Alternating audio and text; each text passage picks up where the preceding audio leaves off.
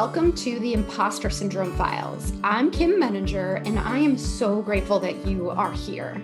It's now been more than a year since I started this podcast, and I can't tell you how much I've learned and grown from the conversations that we've had here. As you may have heard me share, I have struggled with imposter syndrome and anxiety for much of my life, so this is a very personal journey for me. I do this podcast because I want us to share our stories with each other and to stop suffering in silence.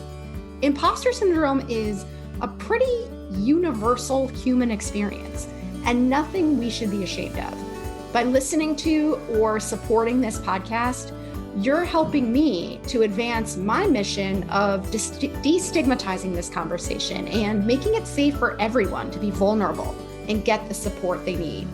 Thank you so much for listening. If you enjoy this podcast and would like to support this mission even further, please consider subscribing. And if you feel inclined to leave a 5-star review, this really does help raise the visibility of the podcast so that others can find us. And please consider sharing with your friends.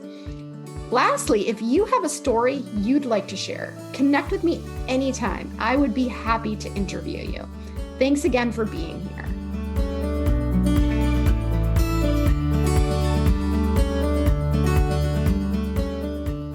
Welcome, Jodi. Hi, Kim. It's great to see you again, and I'm really excited to talk with you today. I'd love to start by inviting you to introduce yourself. Sure. I'm Jodi Detjen. I am co-managing partner of Orange Grove Consulting. We are a DEI inclusion consulting firm where we really focus on how do you bring inclusion into the organization from an organizational development perspective. So processes and skills and leadership. And so really changing the way organizations work so that they become more inclusive.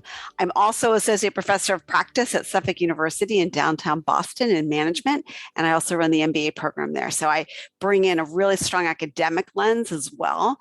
So a lot of what we do, actually all of what we do is based very strongly in research so that we're not just saying, hey, try this. We're actually saying this is what has been shown to work. And there's some really interesting findings as we do this. So it's really important for us that we ground everything we do in research.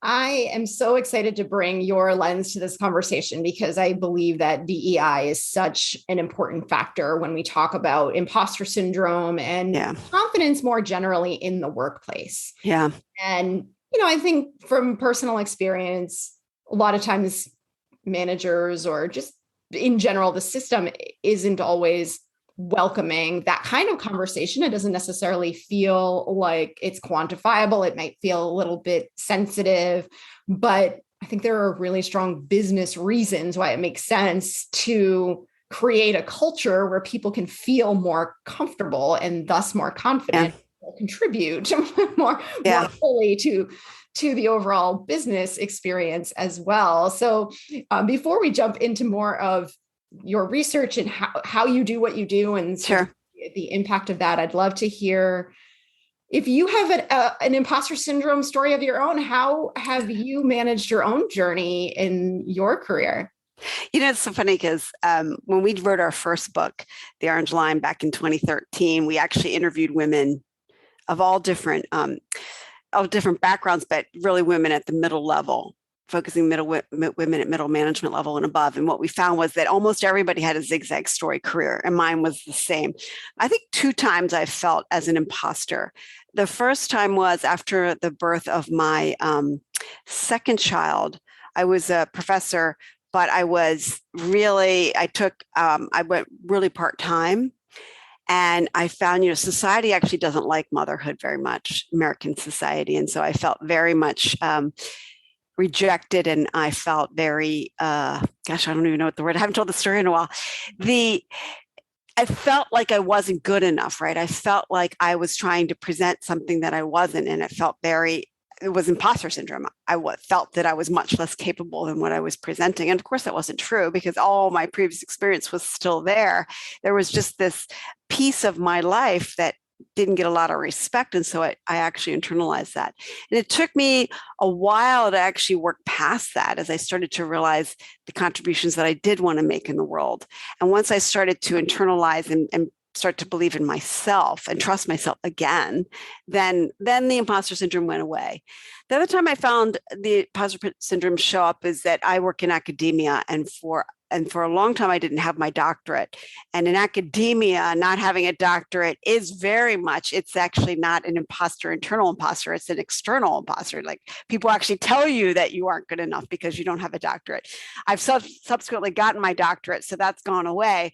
But so there are actually legitimate structural things that make people feel less than. So it's not that they feel like they're an imposter, but they feel less than, which is exactly what imposter syndrome does to people.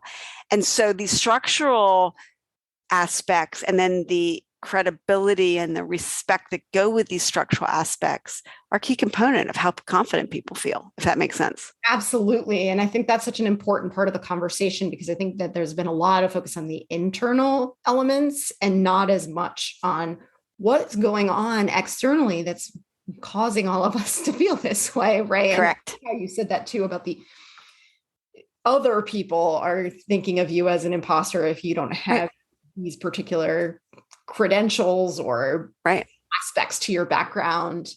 Well, let me give you an example, actually, that we see in a lot of our work with clients. So we do a lot of assessment work where we go in and we assess organizations around their inclusion. And what we find is that oftentimes that organizations have done, in order to make their leadership more diverse, they've created this extra step. And it's almost always an extra step for women and people of color. It's rare that you see a white man getting in that extra step.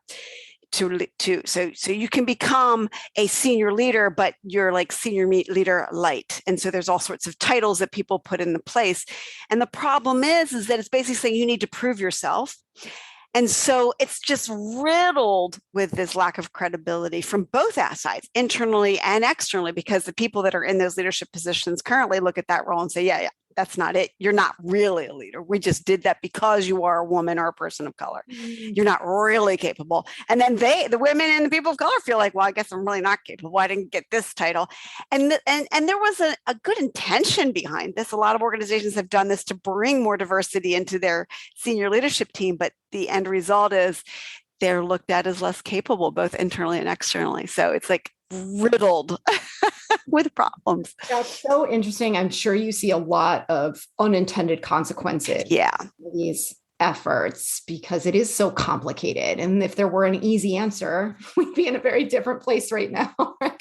And I think that's part of the problem, right? Because I think so many companies want to do the right thing, and they also have a lot of pressure to do it fast. And unfortunately, these are systemic structural challenges that have been baked into our organizations for decades, maybe probably longer than that. And so to expect that we're going to be able to change it just because everybody's been through unconscious bias training is rather naive. And yet that's what most companies are doing.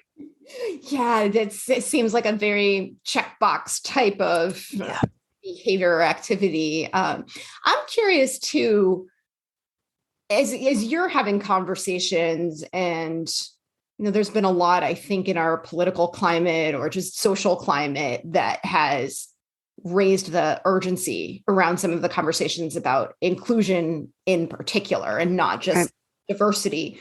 Do you see organizations getting serious about the inclusion and belonging piece? And what do those kinds of conversations look like? So it's very interesting. Of course, you have the range of organizations. Some organizations are further along than others.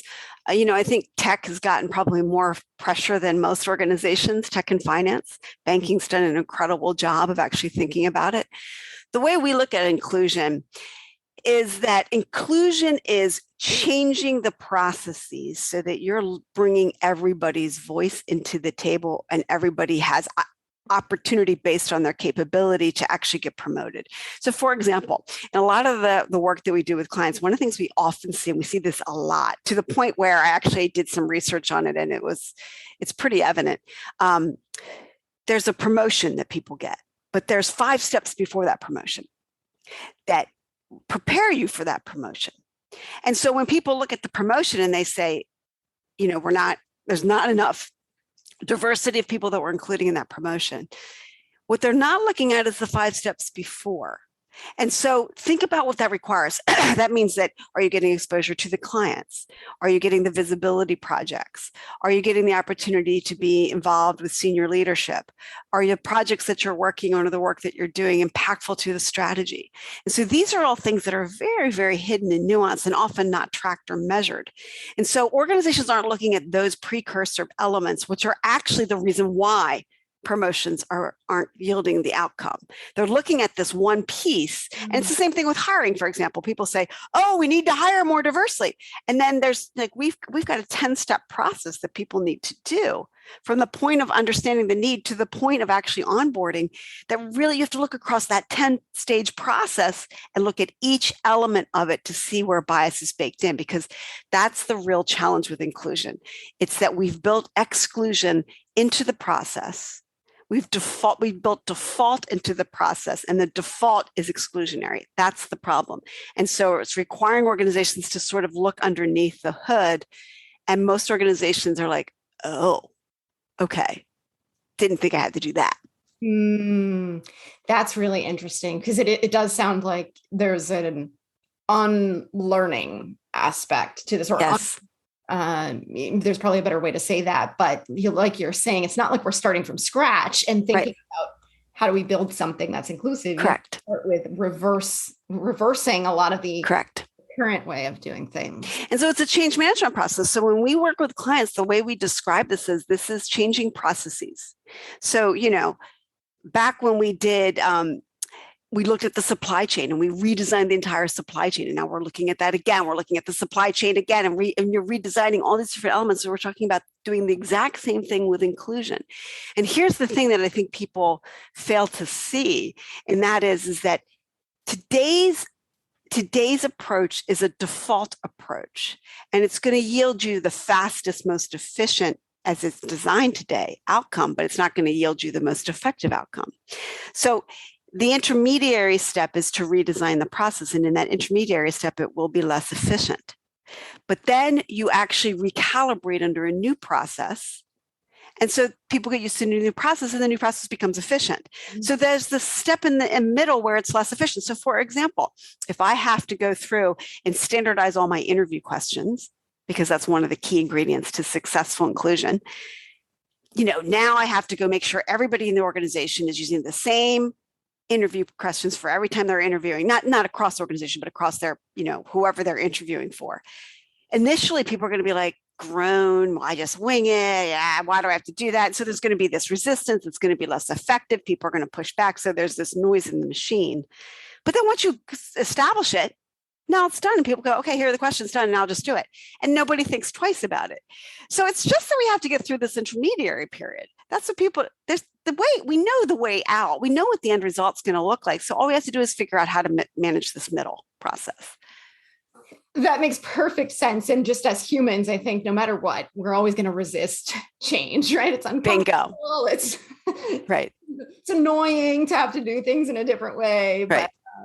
But I'm curious, because you made a distinction early on between where I think you said tech and finance are versus banking. The people that are doing this well, or at least are further along in the process, is it because they have different mindsets around this, or what's the underlying factors that make some organizations do this better or more quickly than others? I think the number one thing is that it's become a strategic priority. So the organization says the only way we can succeed is by saying this is one of our strategies. We got to become more inclusive. So for example, you see an Accenture saying we want 50-50 women in leadership by, I think, 2024 or something. It's now a strategic priority. And it makes sense, right? Because in Accenture, their business is people. They have absolutely, if they're just taking from a very small pool of people, that's not going to help their business at all. In fact, that's true of most businesses, but most businesses don't look at it that way, and so that's the number one step, is that it's a strategy like any other business strategy. And when I talk about that, people are like, oh, because here's the thing, when we have a business strategy, we need to create a new product line. We know all the different steps that we have to do it, and people, there's resources invested in it, and the entire organization becomes aligned with it and then just does it. So when you make inclusion a strategic priority like that, the same thing happens. You put resources in it, you put your best people on it, it becomes part of their job, and you have this whole method and approach to actually making it happen. So if it does, I mean, there's a lot of talk and, oh, we need bottom-up change. And that's not what the research tells us. That's not what experience tells us. When you look at organizational change, I'm not talking about societal change, I'm talking about organizational change. You can create noise and pressure from the bottom, but the only way you're actually going to change that organization is if the people at the top say, this matters to our organization and this is the way we're going. And that's circa 2021, the way our organizations work. That doesn't mean that the people at the bottom can't put pressure on it, they can. But if you really want to make systemic change, the first place is it's got to be a strategic change. And then from our research, we know that there's really three components. There's the mindset component, which we're talking about. You've got to say this matters, but also you got to say, oh my gosh, I have to look at this in a different way. So for example, we talk about, like, for example, socioeconomic bias in the hiring process. So a lot of organizations say, we want people who've had internships. Well, guess what? Somebody who's working their way through college needs to have a job so they can pay for college. They're not getting an internship. So now that person's been excluded from your pipeline. So that's a bias, right? So we need to change our mindsets. The second thing we need to do is give people skills. So we need to train people so that they can give hard feedback, regardless of who is receiving it. So there's research that says that some managers are less comfortable giving feedback to women, for example, or people of color, because they're worried about what might happen. So they actually filter. Well, then now these people don't get developmental feedback. So we give managers skills to be able to do that. And then the third component, which is where we're not seeing as much change, is you've got to change the processes, exactly what I've been talking about. Mm-hmm. So those three components, the organizations that are doing it well are doing all three. And how optimistic are you that there will be widespread adoption of what we're talking about? So probably a lot of your listeners know the whole idea of new product adoption. There's a curve that goes through it. You've got your early adopters, and you have people that starts to become a little more mainstream, and then it becomes mainstream, and then you have your laggards. So what I think is going to happen is that we are still in the early adoption phase for for most organizations. Once this becomes the norm, then it's almost going to be like this tipping point, because what's basically going to happen is the organizations that we are working with are sort of ahead of the curve. And so what's going to happen is, because the way they change the organization, they're going to start to attract the best talent of women and people of color. So guess where these people are going? Because they're not going to go to the laggards. They're going to go to the companies that are ahead. So now these companies start to attract the best and the brightest. And by the way, they're also going to attract the white men, because a lot of white men want this too. Right. A lot. It's like they don't want to sit in a room with a bunch of white men. Right? So they want diversity as well. And so you're going to start to get the best talent across the board. And now guess what? You get to start to compete. You're ahead of the game. Now your competitors are going, what's going on? How are they doing that? And then they're going to start to adopt it. And then the laggards are just going to lose. They're not going to make it, because the laggards are just going to lose out of business altogether. How long will this process take? I would probably say it's probably going to be a 10-year time frame, frankly. I think it's going to be quite long. In the whole scheme of things, though, 10 years isn't that long. Right. It's all relative. Right. I think that we're going to see a big change once most of the baby boomers are gone. I think the younger baby boomers, that's not relevant, but the older baby boomers are struggling. For example, you can see it a lot right now with this return to office type work. You can see a lot of the older baby boomer managers are like, I don't know how to manage unless they're in the office. And the younger baby boomers and the Gen Xers are like, who cares? We'll figure it out, right? And so once these older baby boomers who are struggling, and this is the mindset piece, right? Once they go, I think that's why it's going to take 10 years, because I think you're going to see a huge change. That's really interesting. Yeah, that's interesting too, just because I wonder how you see the pandemic, which I see, beyond the horror of it, as a fascinating social experiment that no one volunteered for. Right? Exactly. Do you think this is accelerating the process, or is it having any kind of a meaningful impact on the trajectory Well, I mean, yes and no. So we work with organizations and trying to help them to create these hybrid workplaces that actually work for everybody.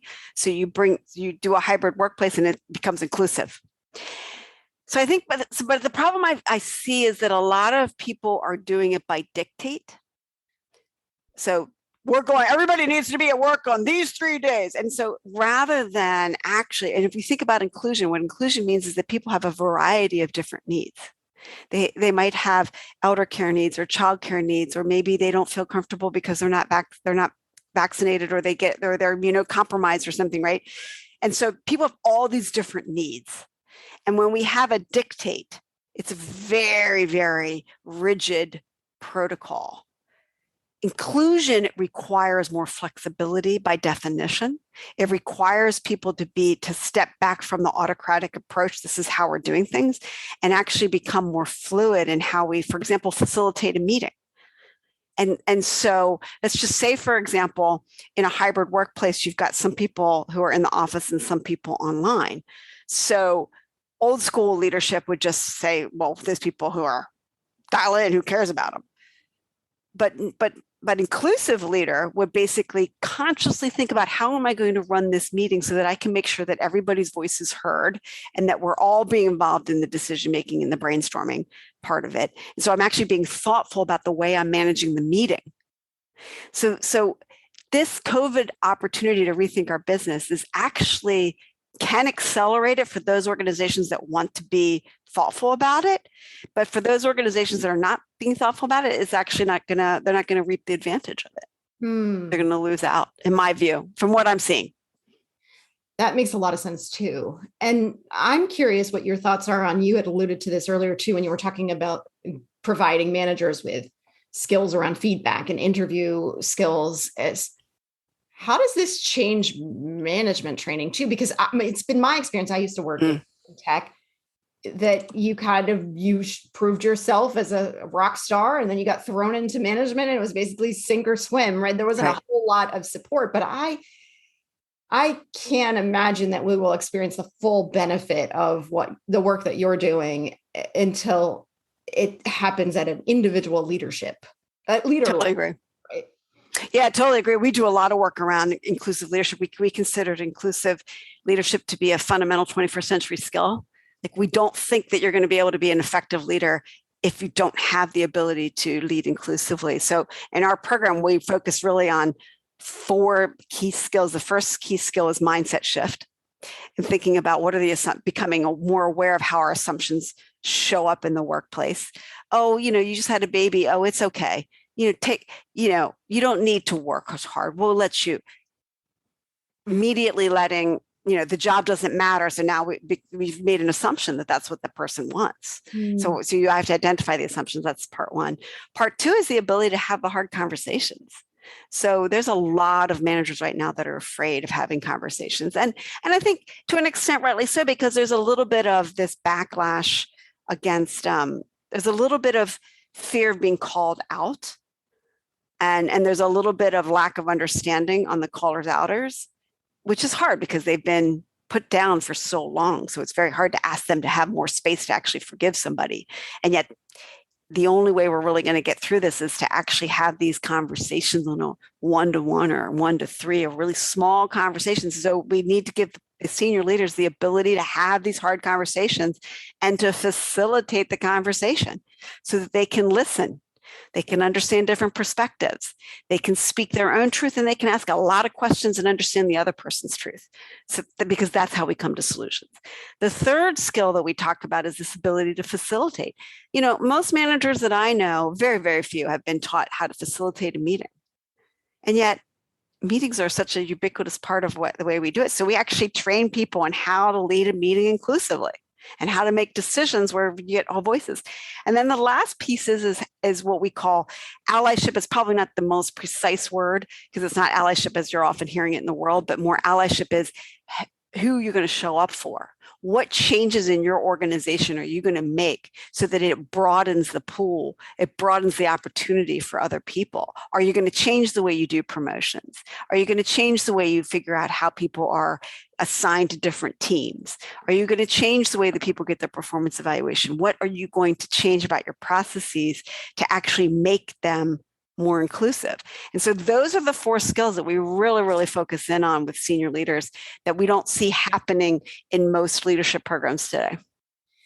Yeah, it's so interesting when you think about it from all these different dimensions, because even just something that really stuck out to me when you talked about facilitating a meeting. And I thought, when I'm thinking about imposter syndrome and how so often these situational factors of sitting in a meeting and not feeling heard, or being afraid to speak up because you've got all of these dominant voices in the room. And so much of that when you say it that way, these people haven't been trained to facilitate a conversation. Right.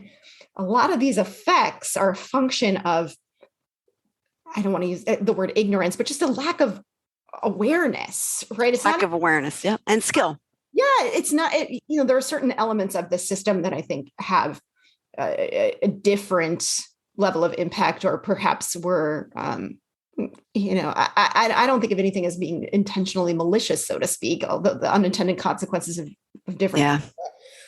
But it really brings to the surface the ripple effect when managers don't have a basic understanding of the psychology of a group. Right? Exactly. And that's really what this is. And that's what they're supposed to be. They're supposed to be leaders of people. Mm-hmm. And yet we're not training them to be that. I mean, the example that you gave about, it's called the Peter principle, actually, promoted to your level of incompetence is the saying. And so basically it's this idea of you're a great tech, so therefore you're going to be a great manager. Why? I mean, it makes absolutely no sense. And oftentimes in my talks, I'll talk about, you've got this group of HR people who are predominantly women, and you've got this group of engineers who are predominantly men. Why the heck are you taking the people who have never been trained in leadership and putting them in leadership when you've got this entire pool of people? You can train a lot of the technical at the manager level. You can train some of the tech thinking, but it's very hard to train some of the people management. So why wouldn't you actually hire people from HR and put them in the line? That's a great point. It makes no sense to me. And by the way, as people, some tech people may be groaning, but I used to be a programmer, so I fully understand what it takes to be tech. And I also understand that management of tech and doing tech are not the same. They're 2 different pieces. And so, yeah. I hear from a lot of people in tech, and I think any kind of a specialized field where you've invested a lot in your education and you might even enjoy that work, that there's a hesitation even wanting to go into leading people. And so, but the way the system is structured is, in order for me to progress, whether that's compensation wise or title wise, I have to give up the part I really like of my job. Exactly. On a function that doesn't come naturally to me, I might not ever be trained in, and that I frankly don't want to do. Exactly. I think some organizations are doing that very well. There's like Microsoft, for example. A lot of the big tech companies have 2 tracks. So you have the managerial track and you have the senior tech track. So you can really become techie. You can just dive deep into the tech piece and still get the promotion piece. I think the best organizations do that, because if you don't do that, then you have this problem of people who frankly are not capable and don't want it. So you've got lack of capability and lack of desire, and you're putting people into these roles that makes absolutely no business sense. Mm-hmm. I always tell my students, it's like, because one of my students raised this question, and I was like, the reason, in my view, my hypothesis on why bad management exists is because bad management exists. The minute you have more than 51% of good management, bad management will never be able to compete, so therefore it will disappear. It's the tipping point again. As soon as you need it to compete, it will become a key criteria. But right now, there's enough bad management around that people can compete with it. That's a good point. Yeah, it's just. But I want to follow up on one of your points earlier, because I think it's really important. You talk about the imposter syndrome, and I read this really interesting article, this HBR article earlier this week that was talking about imposter syndrome from the external perspective. And I think we can't forget that oftentimes you talked about the norms. So in research, what you see is that the white male is considered the default. So therefore, and this is not a judgment on white men, which is basically saying that if you are a white man, you are given the benefit of the doubt because of your race and your gender. It's basically like, this is the normal person who should be in this role. Therefore, I don't have to question on all these other capability areas. I'm going to assume a lot of the stuff is there. And then I can just focus on a much more narrow band. Whereas if you're a woman showing up in that role or a person of color showing up in the role, now I have to test all these other pieces about your capability because you're not the norm. And the best way to think about this is back in the 80s. It's not so true now, but this, I think, example still fits. Back in the 80s, managers would always buy IBM because nobody would question them if they bought IBM, right? If they hired IBM, nobody would question them. But if they hired somebody else, people would be like, well, why'd you hire them? If it goes bad, that's your fault. But if it goes bad with IBM, well, that, wasn't nothing I did. And it's the same thing with white men, right? If I hire or promote a white man, people aren't going to blame it on me if that person doesn't work out. It's their fault. But if I hire a woman, why the heck did you hire? See? Mm-hmm. We put her in that role. You took a risk and look. And so this, and it's not saying that white men are bad. And please, I hope for the white men listening to it, I have 2 white sons and I have married to a white husband. So I'm not putting down the white men. What I'm saying is that this is the way society has been organized. And so therefore it is the default. It's the same reason, for example, that when we look at the president and we try to imagine, many Americans imagine a woman in presidency, they can't. Because humans are essentially, we have to see something to believe it. So as our management starts to diversify, this norm shifts and we start to accept the fact that more people can be managers. And so this piece, I think, it creates imposter syndrome simply because we are not what the norm is. Right. Does that make sense? So it's sort of like it's the norm that's the problem, not necessarily the person.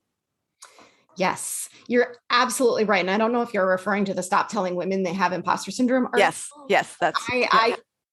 I wholeheartedly agree. And I think, the one thing that I would say is whether you call it imposter syndrome or anything else, it doesn't change the feelings that individuals or others are experiencing as a result of the environment. But I think it does a really great job of shifting the focus and the responsibility away from the individual who feels that way and really looking at it through a more systemic lens, because you're absolutely right. I could do all the work in the world on my own limiting beliefs, if we want to call them that, right? But if I still have to show up every day in a system that sees me as different from the norm, as you're describing, I'm always going to feel like I'm a little bit less than. Correct. And that needs to be addressed. Well, and that's why when I talk about the tipping point about organizations working on this, that's why the organizations that work on this are going to get this talent, because this talent is going to say, I'm tired of feeling like this. I'm going here because I don't feel like this. I feel welcomed here.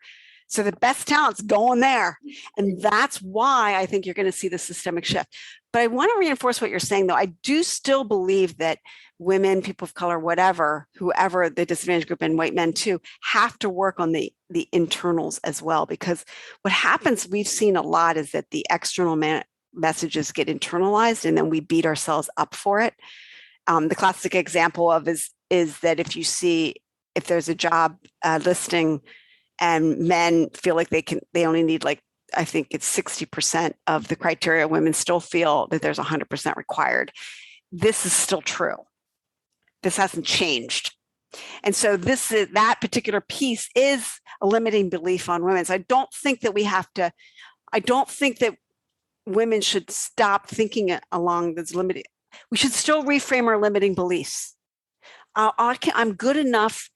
I got 6 out of 10 of those criteria. I think I can do the rest. I trust in my ability to do the rest. And the reason we have to shift those limiting beliefs is because if we still carry those limiting beliefs, even in a welcoming environment, we'll still get held back. The second reason that we have to shift the limiting beliefs is because it's a hell of a lot more freeing. When I sit there and change my limiting beliefs about myself, I'm not spending all that psychic energy beating myself up, doubting myself. I'm actually using that psychic energy to change the system. That's right. So I don't think we should say that women shouldn't reframe, or even other people as well. It's just a question of, it's just not only their responsibility. Yes. And that to me is personal development type growth. That's personal leadership, personal development type growth, which I think is always a useful activity. And I'm really glad you brought that up, because I was trying to figure out how that fits into the model that you were describing too, because like you said, you could have a very welcoming, very inclusive environment. But if I, as an individual, for whatever reason, still hold back, if I still have a lot of self-doubt, and still have these limiting beliefs, am I in a position to take advantage of what this welcoming environment offer, and what responsibility lies within me, and what responsibility lies within the manager, perhaps, to try to pull that out of me? Or, because we don't want managers showing up as therapists, right? Obviously they have but God, no, because they don't even have the skills to do some of the basic majors, because I don't want them doing psychology. Exactly. But I wonder too, is there any role for a manager to recognize when someone's struggle is with confidence as opposed to competence, perhaps? Or, do we? Absolutely. And I think, this is managerial work, right? The managerial work is to say to somebody, okay, your next step in your career progress is that you need to go out and do some presentations to clients. And that person's like, I'm not capable. I don't know how to do that. And so then the conversation then is, okay, what do you need? So this is scary. I totally understand. So naming it, right? Naming the fear. What assumptions are you making about yourself? Naming the assumptions, and then helping them reframe those assumptions. Well, the last 3 times that I gave a talk, I froze in the middle. Right? So what's your assumption? Your assumption is the next time you do your talk, you're going to freeze in the middle again. Okay. So how can we reframe that? Actually, if I practice and I prepare, and maybe if I present with somebody else, I can try practicing a different way. Right? What help can we get you? Well, let's get you, I know Saliqua down the street, or down, in the next floor, she's incredible at talking. Maybe I can ask her to coach you a little bit on this and prepare you. What else do you need? Right. So it's like the manager has to be the support, but they also have to push. Absolutely. They have to push. And then if the person still says no, then it's on them, right? Now it's on the individual, because the individual has 2 responsibilities: to raise their hand, and because they're the ones that know what they want. But the manager also has to raise the hand, because if they only rely on the person raising their hand, we know from research, guess who gets picked? Exactly. Because men have been trained to raise their hand more, so therefore men get trained. Also, people who are extroverts get trained to speak out more. So all of a sudden, what we've done is we've just prioritized that. So it is the manager's responsibility to see some of this innate talent that needs to be, fostered. Yeah, absolutely. And I think about it too. I can imagine over the long term, as maybe even newer generations step for the first time into a more inclusive environment, they don't carry the